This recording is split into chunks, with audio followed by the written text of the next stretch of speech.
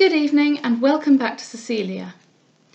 Fun story. I started reading this 2 days ago and there's a lot of Dido content. Such a lot of Dido content, in fact, that I got about halfway through. I read for about half an hour when I realised that it had stopped recording after 1.5 minutes. That put rather a dampener on my enthusiasm.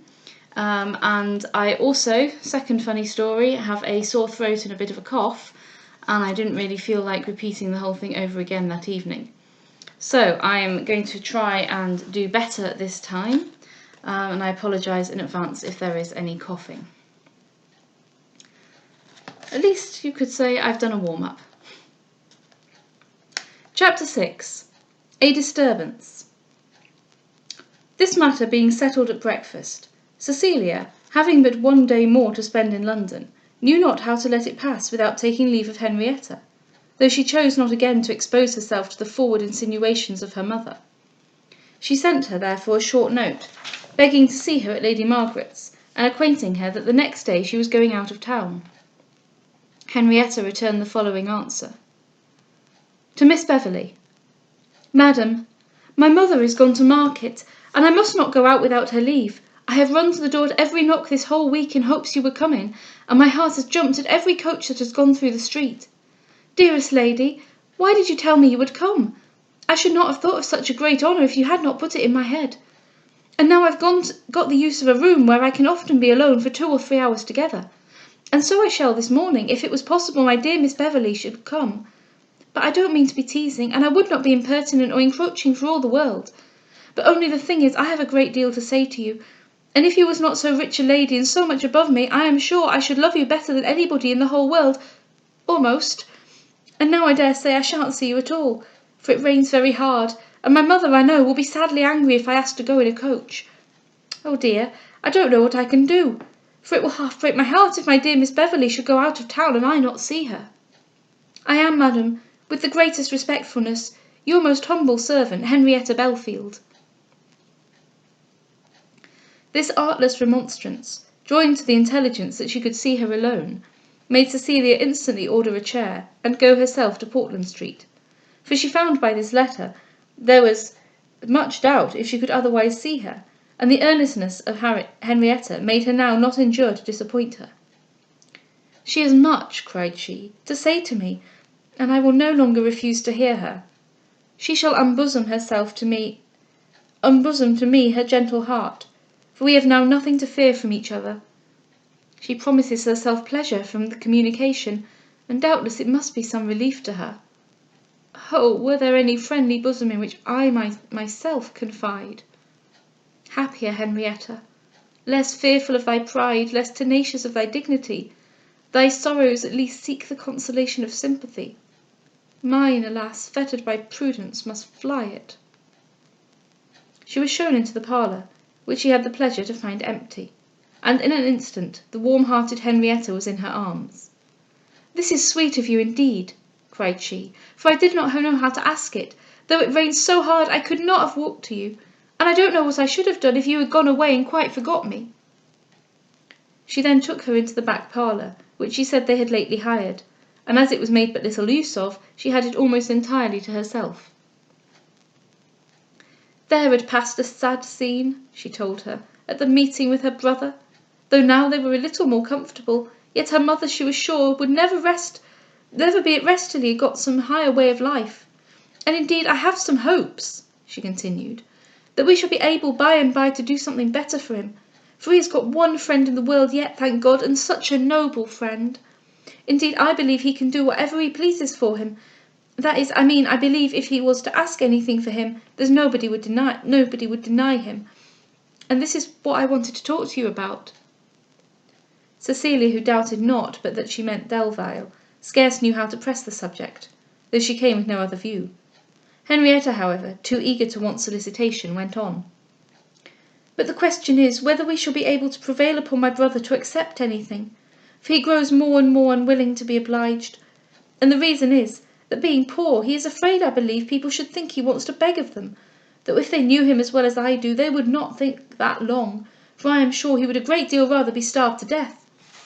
But indeed, to say the truth, I am afraid he has been sadly to blame in this affair, and quarrelled when there was no need to be affronted.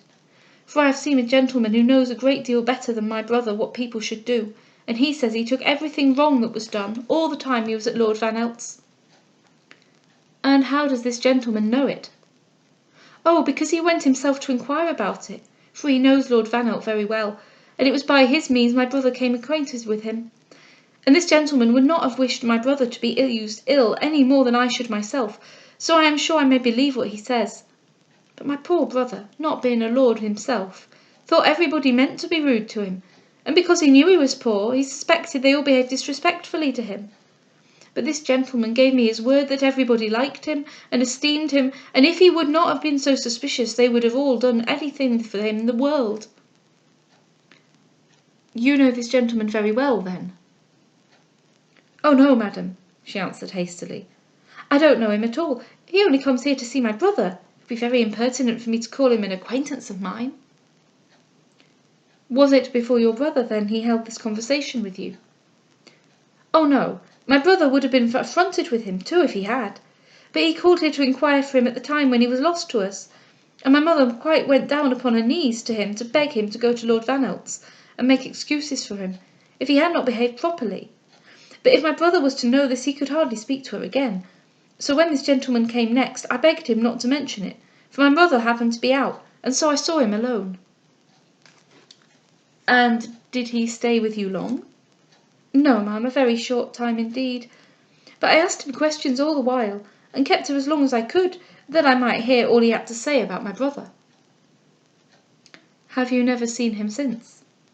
"No, ma'am, not once. I suppose he does not know my brother is come back to us.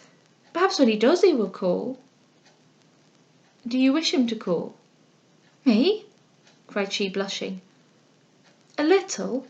Sometimes I do, for my brother's sake." "For your brother's sake. Oh, my dear Henrietta.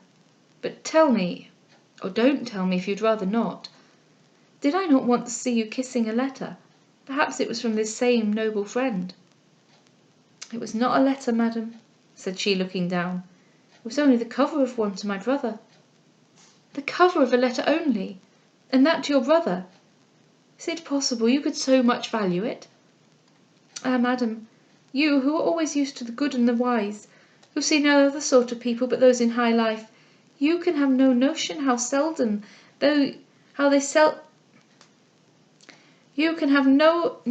they strike those that they are new to. But I who see them seldom, and who live with people so very unlike them, oh, you cannot guess how sweet to me is everything that belongs to them. Whatever has but once been touched by their hands, I should like to lock up and keep forever, though if I was used to them, as you are, perhaps I might think less of them." "Alas," thought Cecilia, who by them knew she only meant him, "little indeed would further intimacy protect you." "We are all over ready," continued Henrietta, "to blame others, and that is the way I have been doing all this time myself. But I don't blame my poor brother now for living so with the great as I used to do, for now I have seen a little more of the world, I don't wonder any longer at his behaviour, for I know how it is, and I see that those who have had a good educations and kept great company, and mixed with the world, oh, it is another thing. They seem quite a different species, they are so gentle, so soft-mannered. Nothing comes from them but what is meant to oblige. They seem as if they only lived to give pleasure to other people, and as if they never thought at all of themselves." "Henrietta," said Cecilia, shaking her head, "you have caught the enthusiasm of your brother, though you so long condemned it. Oh, have a care, lest like him also you find it as pernicious as it is alluring."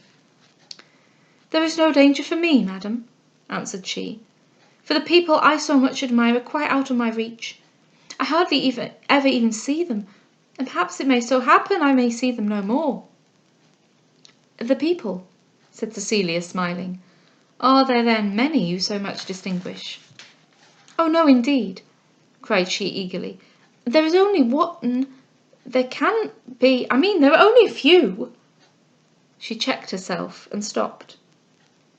"Whoever you admire," cried Cecilia, "your admiration cannot but honour, yet indulge it not too far, lest it should wander from your heart to your peace, and make you wretched for life."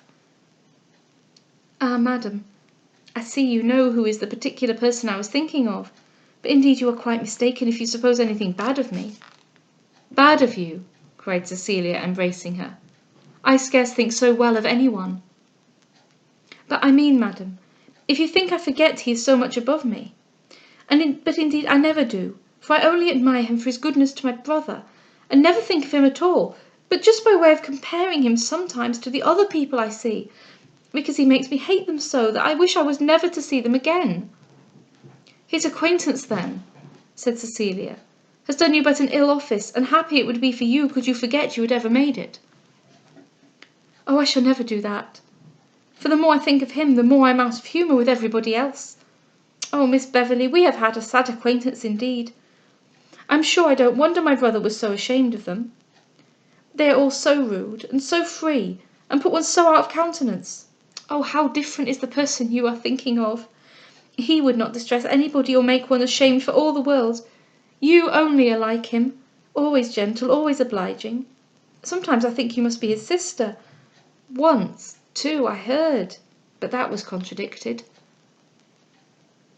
A deep sigh escaped Cecilia at this speech. She guessed too well what she might have heard, and she knew too well how it might be contradicted.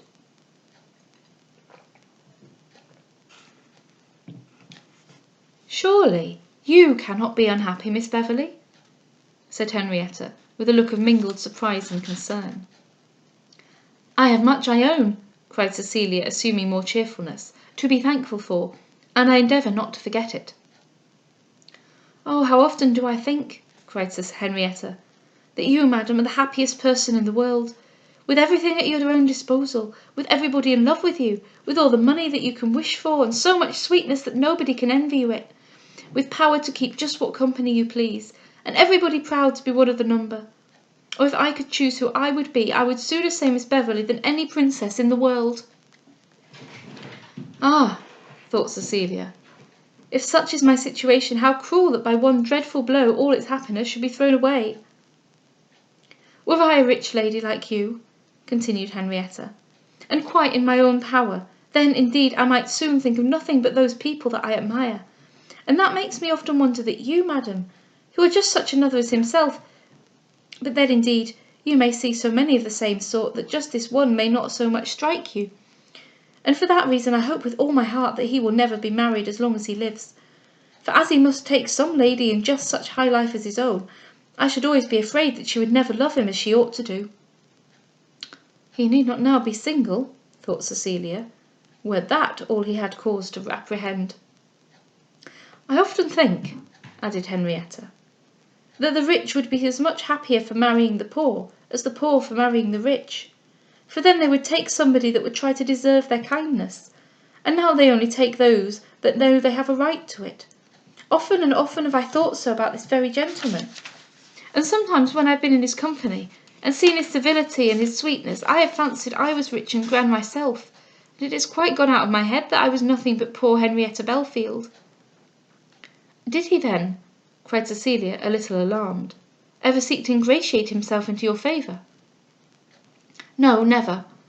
But when treated with so much softness, 'tis hard always to remember one's meanness. You, madam, have no notion of that task, no more had I myself till lately, for I cared not who was high nor who was low, but now indeed I must own I have sometimes wished myself richer. Yet he assumes so little, that at other times I have almost forgot all distance between us, and even thought, oh, foolish thought—" "Tell it, sweet Henrietta, however." "I will tell you, madam, everything, for my heart has been bursting to open itself, and nobody have I dared trust. I have thought then, I have sometimes thought, my true affection, my faithful fondness, my glad obedience, might make him, if he did but know them, happier in me than in a greater lady."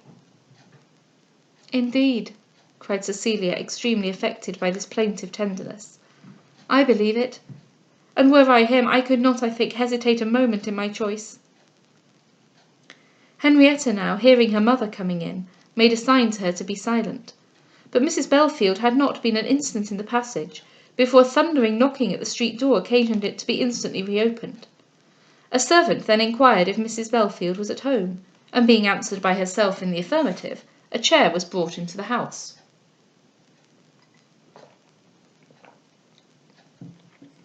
But what was the astonishment of Cecilia, when in another moment she heard from the next parlour the voice of Mr. Delvile senior, saying, "Your servant, ma'am. Mrs. Belfield, I presume?" There was no occasion now to make a sign to her of silence, for her own astonishment was sufficient to deprive her of speech. "Yes, sir," answered Mrs. Belfield. "But I suppose, sir, you are some gentleman to my son." "No, madam," he returned. "My business is with yourself." Cecilia, now recovering from her surprise, determined to hasten unnoticed out of the house, well knowing that to be seen in it would be regarded as a confirmation of all that he had asserted. She whispered therefore to Henrietta that she must instantly run away, but upon softly opening the door leading to the passage, she found Mr. Delvile's chairman and a footman there in waiting.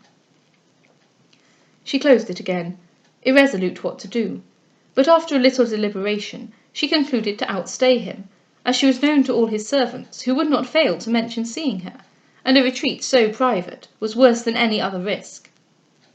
A chair was also in waiting for herself, but it was a hackney one, and she could not be known by it, and her footman she had fortunately dismissed, as he had business to transact for her journey next day. Meanwhile, the thinness of the partition between the two parlours made her hearing every word that was said unavoidable. "I am sure, sir, I shall be very willing to oblige you," Mrs. Belfield answered. "But pray, sir, what's your name?" "My name, ma'am," he replied in a rather elevated voice, "I am seldom obliged to announce myself, nor is there any present necessity I should make it known. It is sufficient, I assure you, you are speaking to no very common person, and probably to one you will have little chance to meet with again."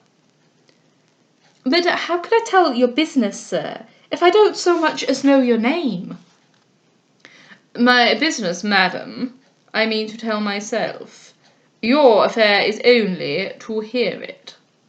I have some questions, indeed, to ask, which I must trouble you to answer, but they will sufficiently explain themselves to prevent any difficulty upon your part. There is no need, therefore, of any introductory ceremonial." "Well, sir," said Mrs. Belfield, wholly insensible of this ambiguous greatness, "if you mean to make your name a secret—" "Few names, I believe, ma'am," cried he haughtily, "have less the advantage of secrecy than mine. On the contrary, this is but one among a very few houses in this town to which my person would not immediately announce it. That, however, is immaterial, and you will be so good as to rest satisfied with my assurances that the person with whom you are now conversing will prove no disgrace to your character." Mrs. Belfield, overpowered, though hardly knowing with what, only said he was very welcome, and begged him to sit down. "Excuse me, ma'am," he answered, "my business is but of a moment, and my avocations are too many to suffer my infringing that time. You say you have a son. I have heard of him also somewhere before. Pray, will you give me leave to inquire? I don't mean to go deep into the matter, but particular family occurrences make it essential for me to know whether there is not a young person of rather a capital fortune, to whom he is supposed to make proposals." "Lack a day, no, sir," answered Mrs. Belfield, to the infinite relief of Cecilia, who instantly concluded this question referred to herself. "I beg your pardon, then. Good morning to you, ma'am," said Mr. Delvile, in a tone that spoke his disappointment, but added, "And there is no such young person, you say, who favours his pretensions?" "Dear sir," cried she, "why, there's nobody he'll so much as put the question to. There's a young lady at this very time, a great fortune, that has as much a mind to him, I tell him, as any man need desire to see, but there's no making him think of it. though he's been brought up at the university and knows more about all the things, or as much, as anybody in the king's dominions." "Oh, then," cried Mr. Delvile, in a voice of far more complacency, "it is not on the side of the young woman that the difficulty seems to rest." "Lord, no, sir. He might have had her again and again, only for asking. She came after him ever so often, but being brought up, as I said, at the university, he thought he knew better than me, and so my preaching was all as good as lost upon him." The consternation of Cecilia at these speeches could by nothing be equalled but the shame of Henrietta, who, though she knew not to whom her mother made them, felt all the disgrace and the shock of them herself. "I suppose, sir," continued Mrs. Belfield, "you know my son?" "No, ma'am, my acquaintance is not very universal." "Then, sir, you are no judge how well he might make his own terms. And as to this young lady, she found him out, sir, when not one of his own natural friends could tell where in the world he was gone. She was the first, sir, to come and tell me news of him, though I was his own mother. Love, sir, is prodigious for quickness. It can see, I sometimes think, through bricks and mortar. Yet all this would not do. He was so obstinate not to take the hint." Cecilia now felt so extremely provoked, she was upon the point of bursting in upon them to make her own vindication. But as her passions, though they tried her reasons, never conquered it, she restrained herself by considering that to issue forth from a room in that house would do more towards strengthening what was thus boldly asserted, than all her protestations could have chance to destroy. "And as to young ladies themselves," continued Mrs. Belfield, "they know no more how to make their minds known than a baby does. So I suppose he'll shilly-shally till somebody else will snap and take her. It is but a little while ago that there was all the report she was to have young Mr. Delvile, one of her guardian's sons." "I am sorry report was so impertinent," cried Mr. Delvile with much displeasure. "Young Mr. Delvile is not to be disposed of with so little ceremony. He knows better what is due to his family." Cecilia here blushed from indignation, and Henrietta sighed from despondency. "Lord, sir," answered Mrs. Belfield, "what should his family do better? I never heard they were any so rich, and I dare say the old gentleman, being her guardian, took care to put his son enough in her way, however it came about that they did not make a match of it. For as to old Mr. Delvile, all the world says—" "All the world takes a very great liberty," angrily interrupted Mr. Delvile, "in saying anything about him. And you will excuse my informing you that a person of his rank and consideration is not likely to be mentioned upon every little occasion that occurs."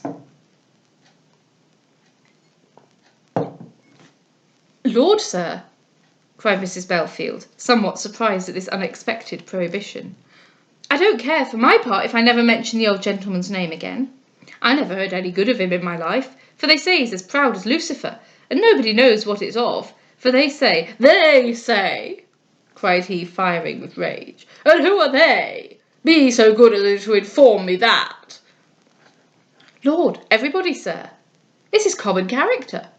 "Then everybody is extremely indecent," speaking very loudly, "to pay no more respect to one of the first families in England.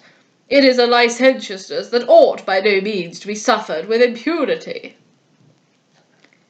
Here, the street door being kept open by the servants in waiting, a new step was heard in the passage, which Henrietta immediately knowing, turned with uplifted hands to Cecilia and whispered, "How unlucky! It's my brother. I thought he would not have returned till night." "Surely he will not come in here," re-whispered Cecilia.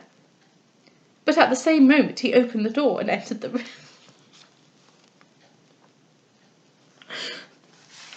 We've gone into a Fado farce or an Alan Ayckbourn play here. I beg your pardon.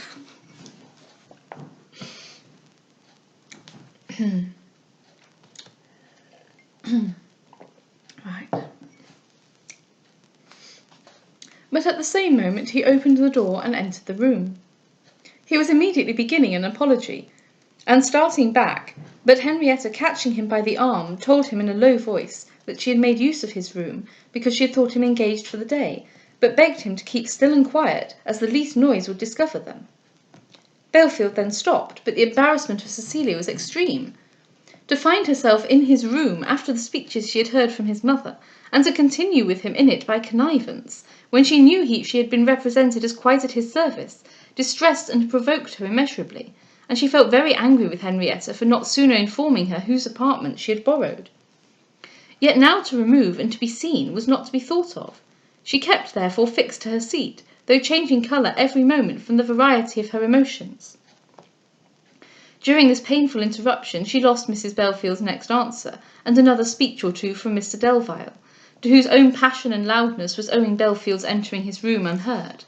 But the next voice that called their attention was that of Mr. Hobson, who just then walked into the parlour.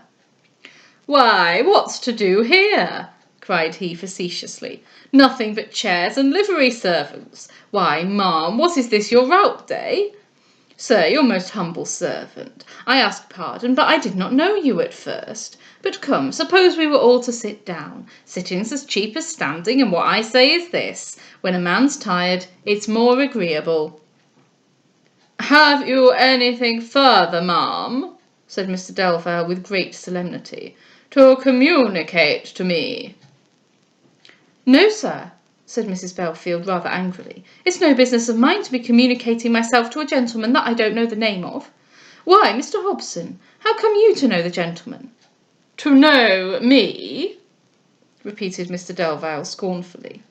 "Why, I can't say much, ma'am," answered Mr. Hobson, "as to my knowing the gentleman, being I have been in his company but once. But what I say is, to know a person if one leaves but a quart in a hogshead, it's 2 pints too much. That's my notion. But, sir, that was but an ungain business at Squire Monckton's t'other morning. Everybody was nohow, as one may say. But, sir, if I may be so free, pray, what is your private opinion of that old gentleman that talks so much out of the way?" "My private opinion, sir?" "Yes, sir. I mean, if it's no secret, for as to a secret, I hold it's what no man has a right to inquire into, being of its own nature, it's a thing not to be told. Now, as to what I think myself, my doctrine is this: I'm quite of the old gentleman's mind about some things, and about others I hold him to be quite wide of the mark. But as to talking in such a whisky-frisky manner that nobody can understand him, why, it's tantamount to not talking at all, being he might as well hold his tongue. That's what I say. And then as to that other article of abusing a person for not giving away all his lawful gains to every cripple in the streets, just because he happens to have but one leg or one eye or some such matter, why, it's knowing nothing of business. It's what I call talking at random." "When you have finished, sir," said Mr. Delvile, "you will be so good as to let me know." "I don't mean to intrude, sir, that's not my way. So if you are upon business—" "What else, sir, could you suppose brought me hither? However, I by no means purpose any discussion. I have only a few words more to say to this gentlewoman, and as my time is not wholly inconsequential, I should not be sorry to have an early opportunity of being heard."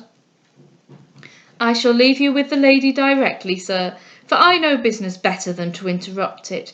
But seeing chairs in the entry, my notion was I should see ladies in the parlour, not much thinking of gentlemen's going about in that manner, being I never did it myself. But I have nothing to offer against that. Let every man have his own way, that's what I say. Only just let me ask the lady before I go, what's the meaning of my seeing 2 chairs in the entry, and only a person for 1 in the parlour? The gentleman, I suppose, did not come in both?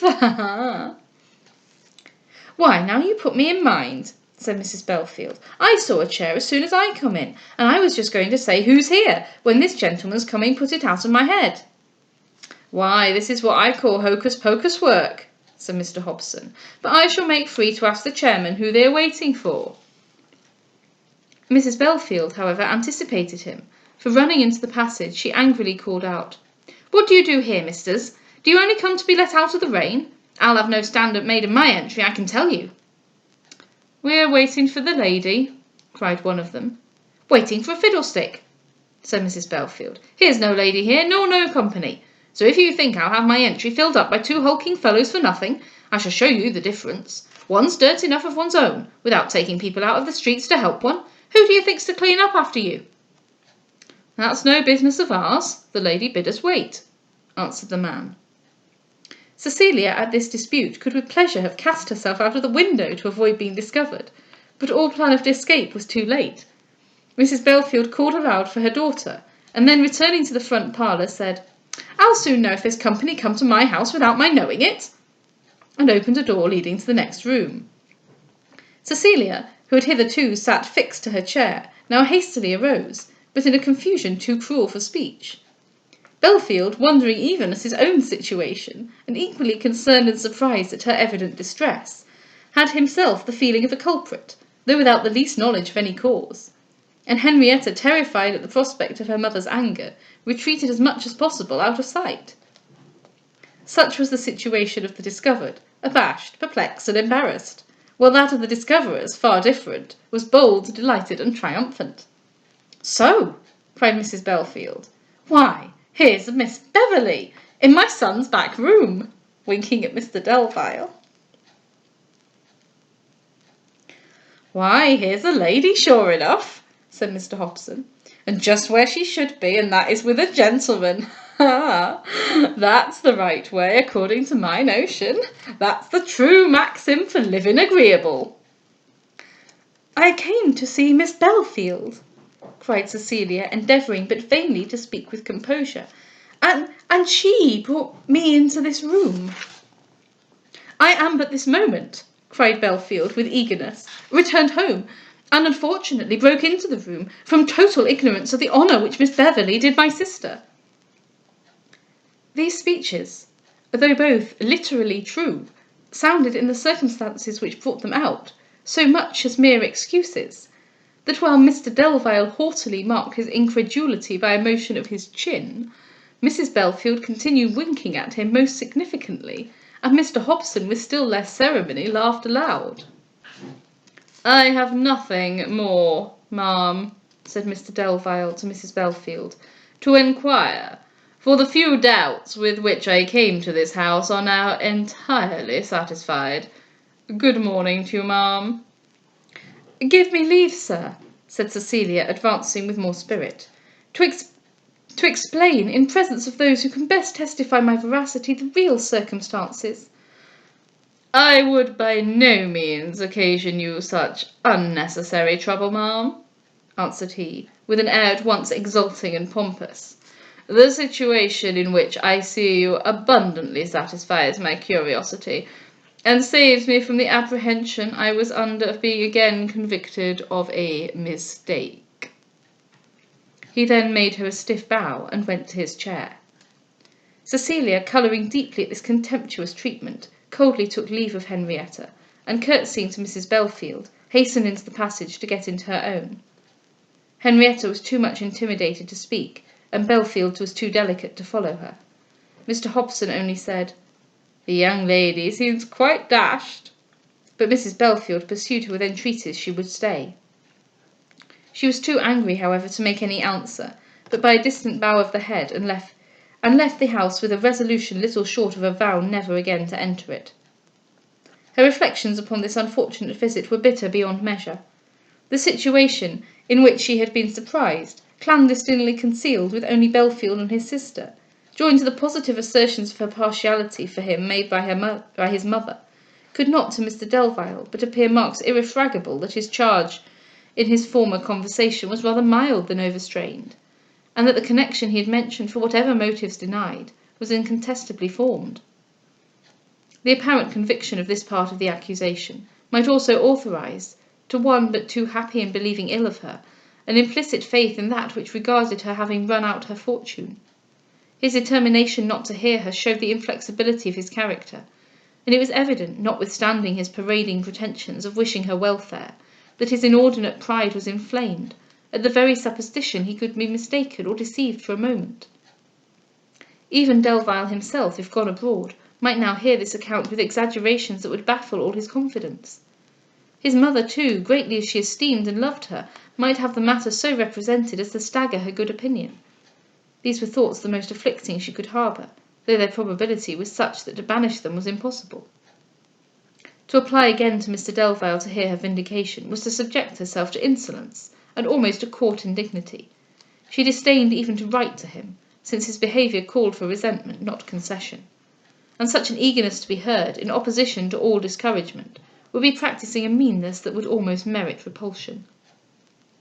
Her first inclination was to write to Mrs Delvile, but what now to her was either her defence or accusation? She had solemnly renounced all further intercourse with her. She had declared against writing again, and prohibited her letters. And therefore, after much fluctuation of opinion, her delicacy concurred with her judgment, to conclude it be most proper, in a situation so intricate, to leave the matter to chance, and commit her character to time. In the evening, while she was at tea with Lady Margaret and Miss Bennet, she was suddenly called out to speak to a young woman, and found to her great surprise she was no other than Henrietta. "Ah, madam," she cried, "how angrily did you go away this morning! It has made me miserable ever since, and if you go out of town without forgiving me, I shall fret myself quite ill. My mother is gone out to tea, and I have run here all alone and in the dark and in the wet, to beg and pray you will forgive me, for else I don't know what I shall do." "Sweet, gentle girl," cried Cecilia, affectionately embracing her, "if you had excited all the anger I am capable of feeling, such softness as this would banish it, and make me love you more than ever." Henrietta then said in her excuse that she had thought herself quite sure of her brother's absence, who almost always spent the whole day at the bookseller's, as in writing himself he perpetually wanted to consult other authors, and had very few books at their lodgings. But she would not mention that the room was his, lest Cecilia should object to making use of it, and she knew she had no other chance of having the conversation with her she had so very long wished for. She then again begged her pardon, and hoped the behaviour of her mother would not induce her to give her up, as she was shocked at it beyond measure, and as her brother, she assured her, was as innocent of it as herself. Cecilia heard her with pleasure, and felt for her an increasing regard. The openness of her confidence in the morning had merited all her affection, and she gave her the warmest protestations of a friendship which she was certain would be lasting as her life. Henrietta then, with a countenance that spoke the lightness of her heart, hastily took her leave, saying she did not dare be out longer, lest her mother should discover her excursion. Cecilia insisted, however, upon her going in a chair, which he ordered her servant to attend, and take care himself to discharge.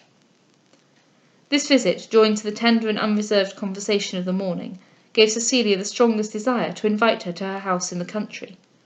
But the terror of Mrs Belfield's insinuations, added to the cruel interpretations she had to expect from Mr Delvile, forbid her indulging this wish, though it was the only one that just now she could form.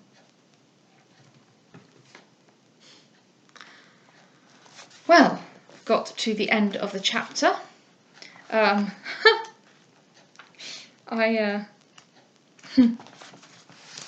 It's good fun. It's good fun. We are approaching the final section. We're doing very well here.